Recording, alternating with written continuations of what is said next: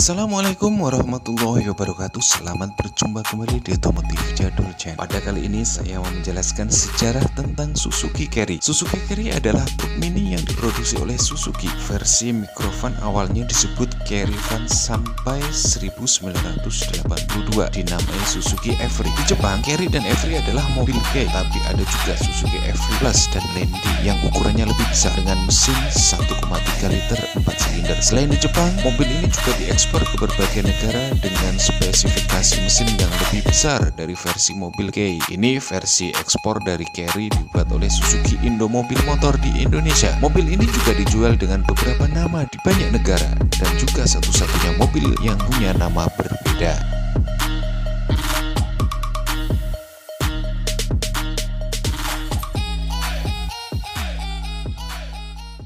Nomor 1 atau generasi pertama dengan kode FB. Suzuki Carry diluncurkan pertama kali di Jepang pada bulan Oktober 1961 dengan nama Suzuki Carry dengan kode FB dan dirakit di pabrik Tokoyakawa di prefektur Aichi, Jepang. Awalnya lahir dengan bentuk pickup ringan dengan letak mesin di bawah jok dengan bentuk kap depan pendek. Pada bulan Juli 1962 muncul versi blind van dengan kode FBC. Carry mengalami beberapa modifikasi ringan di bulan Oktober 1963. Minibus untuk penumpang dengan bentuk 3 pintu muncul pada bulan September 1964 dengan kode FBD. Mesin yang digunakan adalah mesin 359 cc, 2 tak, 2 silinder berpendingin udara dengan tenaga sebesar 21 horsepower yang juga berkode FB. Mesin ini dipadukan dengan transmisi manual 4 percepatan. Suspensi yang digunakan adalah model per daun seperti mobil komersial pada umumnya dan digunakan di depan dan belakang. Kecepatan maksimal dari Carry generasi pertama adalah 76 km per jam. Mobil ini dijual ke pasar luar Jepang dengan nama Suzuki 360. Nomor 2, generasi kedua atau L20. Pada bulan Juni 1965 muncul Carry generasi kedua dengan kode L20 yang merupakan penyempurnaan dari generasi FB. Generasi ini mendapat modifikasi pada bagian suspensi depan yang mengadopsi suspensi independen jenis double wishbone. Mesin yang digunakan masih sama dengan yang digunakan di generasi sebelumnya, berkode FB dengan tenaga sebesar 21 horsepower, namun telah disempurnakan oleh Suzuki dengan sistem pelumasan mesin baru bernama CCI atau Cylinder Crank Injection. Pada bulan Januari 1966 muncul versi minibus dengan kode L20V dan pickup model 3-way deck berkode L21. Kemudian diikuti versi pickup berkanopi kanvas yang dilengkapi dengan jok model berhadapan untuk penumpang 4 orang berkode L20H. Generasi ketiga adalah Suzuki Carry L30. Suzuki Carry melahirkan generasi ketiga dari Carry dengan kode L30 pada bulan Februari 1966. Mulai generasi ini Suzuki tidak menggunakan lagi nama Suzuki. Bentuk dari Carry L30 tidak lagi memiliki moncong bonet seperti generasi FB dan L20. Model bodi seperti ini bertahan sampai sekarang. Uniknya, generasi L20 dan L30 dijual bersamaan sampai keduanya digantikan oleh Carry L40 pada tahun 1969. Mesin yang digunakan masih sama seperti generasi-generasi sebelumnya. Mesin 2 tak 2 silinder 359 cc berpendingin udara dengan kode FB. Model-model dari L30 juga mirip dengan L20 seperti pickup berkanopi, kanvas dengan kursi penumpang model berhadapan L30H, pickup 3-way deck L31 dan terakhir versi minibus penumpang L30V yang diproduksi mulai Maret 1968. Produksi Carry L30 berakhir pada bulan Juli 1969 bersamaan dengan Carry L20. Nomor 4, generasi keempat L40 diluncurkan pada bulan Juli 1969. Carry L40 didesain oleh desainer berkebangsaan Italia yang bernama Giorgetto Giugiaro. L40 sekaligus menggantikan generasi L20 dan L30 yang sebelumnya dijual bersamaan. Pada bulan November, versi minibus kini memiliki 2 buah pintu di kedua sisi bagian penumpang belakang.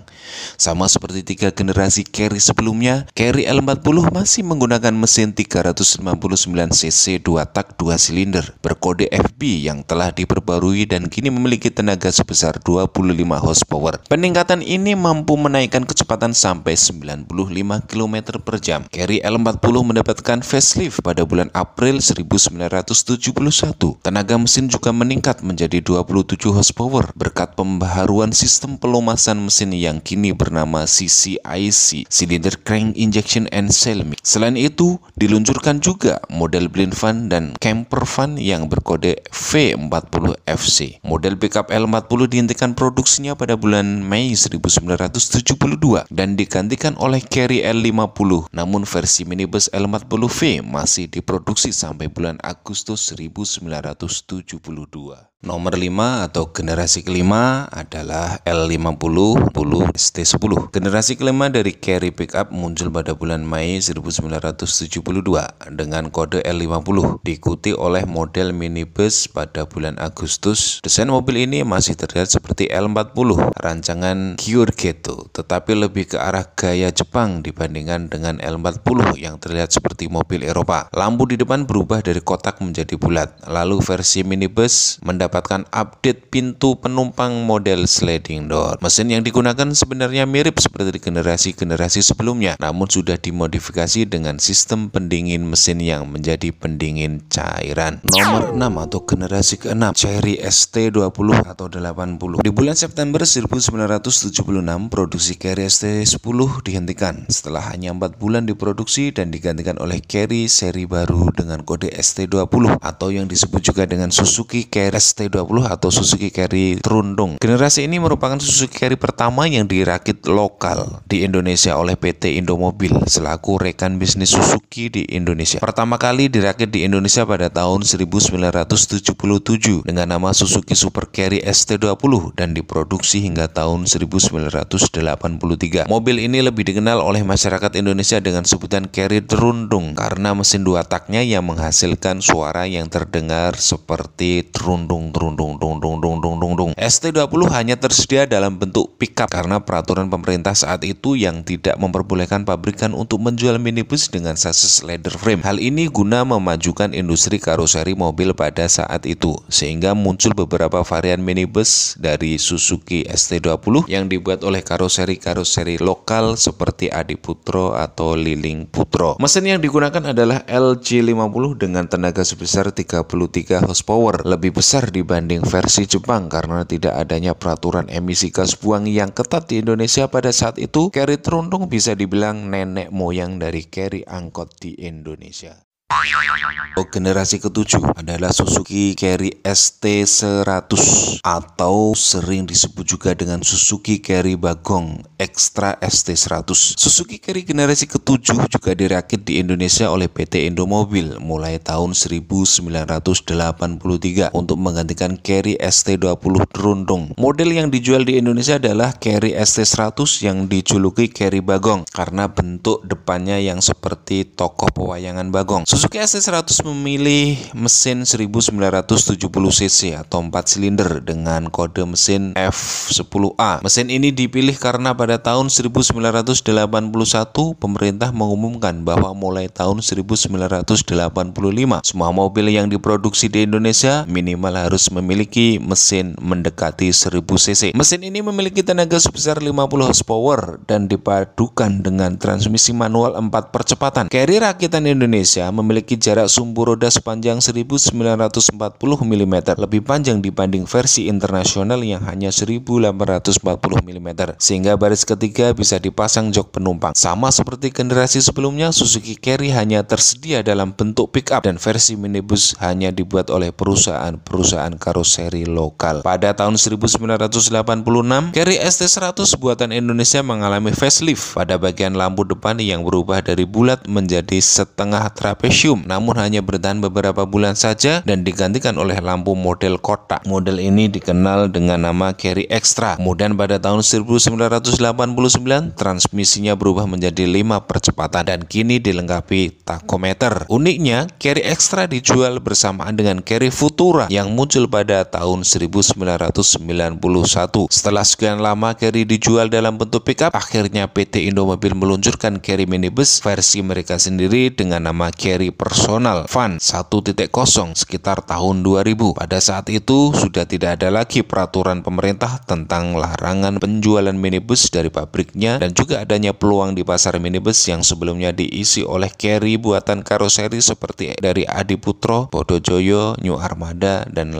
yang lain-lainnya. Perbedaan yang paling terlihat dari Carry PV 1.0 dengan buatan perusahaan karoseri adalah pintu bagasinya yang hanya bisa dibuka 3/4 bagian saja. Demikian sejarah dari mobil Suzuki Carry yang diluncurkan di Indonesia mulai dari generasi pertama dengan tipe FB, kemudian dilanjutkan dengan generasi kedua L20, kemudian dilanjutkan generasi ketiga L30 dan 40, kemudian generasi kelima L50, 60 dan ST10, kemudian dilanjutkan dengan generasi ke-6 ST30 dan 80 atau disebut juga dengan Suzuki Carry Trundung, kemudian dilanjutkan dengan generasi ke-7 yaitu Suzuki Carry ST100, kemudian atau disebut juga dengan Suzuki Carry Bagong yang ada di Indonesia sampai saat ini, dan yang terakhir adalah Suzuki Carry Extra. Baiklah para penggemar Suzuki Carry, semoga informasi yang saya sampaikan ini bisa menjadikan pengetahuan buat kita semua pecinta Suzuki Carry yang ada di Indonesia, sehingga kita tahu